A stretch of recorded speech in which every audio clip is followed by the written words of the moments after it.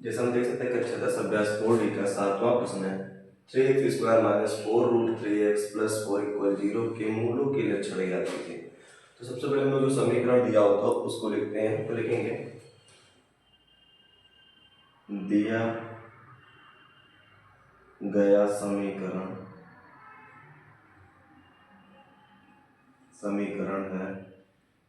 सबसे पहले जो हम लोग को समीकरण दिया होता है उसको हम लोग लिख लेते हैं।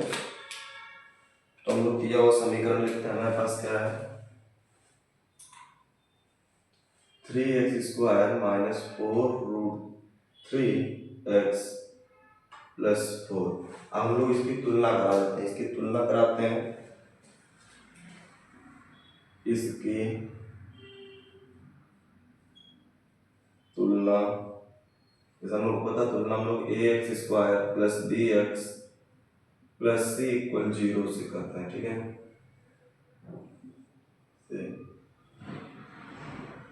कराने पर हम लोग इसकी तुलना कराएंगे। तो ध्यान देते हैं a की जगह पे 3 है, b की जगह पे -4√3 है और c की जगह पे 4 है।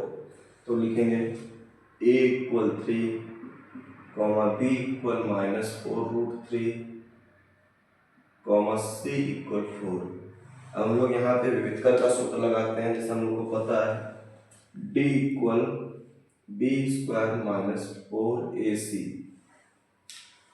अब b की जगह पे b का वैल्यू रखेंगे -4√3 का स्क्वायर -4 मल्टीप्लाई a की जगह 3 b की जगह 4।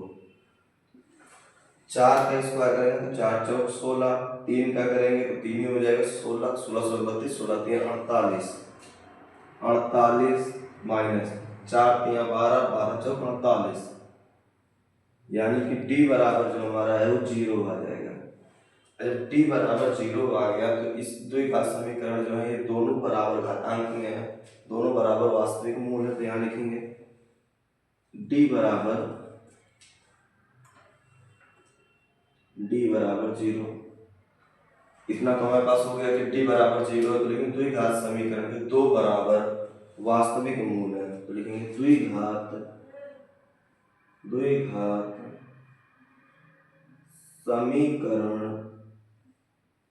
समीकरण के दो बराबर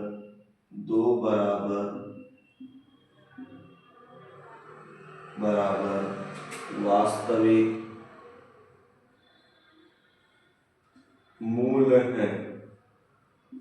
तो हम लोग इसको एक बार जब हमारा d बराबर आ गया 0 तो वास्तविक मूल है और दो बराबर है। तो इसको हम लोग एक बार सीधाचार विधि पे रख के हल कर लेते हैं। तो जैसा कि हम लोग को पता है सीधाचार विधि का सूत्र होता है -b plus minus under root b² minus 4ac upon 2a। अब ये हम लोग को मालूम होता है। अब हमें पता है जैसे कि हमने b² माइनस 4ac d बराबर में रखा है। तो हम यहाँ लिख सकते हैं x बराबर -b plus minus under root d upon 2a।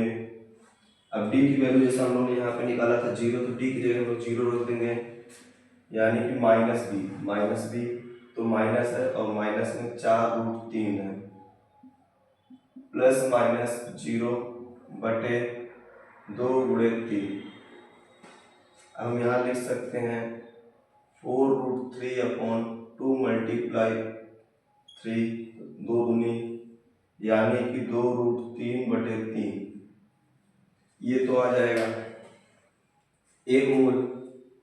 अगर हम प्लस का लेके करते हैं, अब इसी जगह पे हम एक मूल माइनस का भी लेके कर लेते हैं। जैसे अभी यहाँ पे हमने ये रखा समीकरण का, तो ये हमने प्लस में रख लिया मान लिया।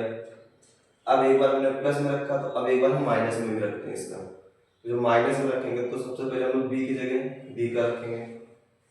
तो b की जगह पे रखेंगे -4√3 -0 अपॉन -0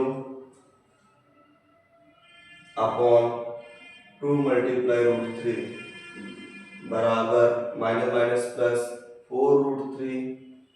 घटाने में भी वही संख्या आती है तो 2 a बराबर 3 था, गुणे 3, 2 दूनी तो 2√3 यहाँ भी आ गया। अब हम यहाँ देखते हैं दोनों तरफ हमारे मूल क्या है, बराबर है।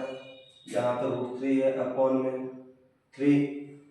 अब दोनों तरफ हमारी संख्याएं क्या है, समान है। जैसे दोनों तरफ संख्या समान है तो इसे हम लिख सकते हैं, अतः समीकरण के मूल जो है वास्तविक और समान है। अतः समीकरण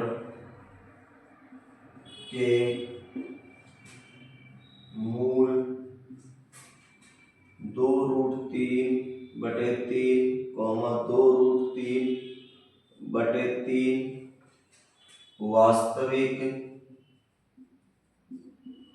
वास्तविक और समान है।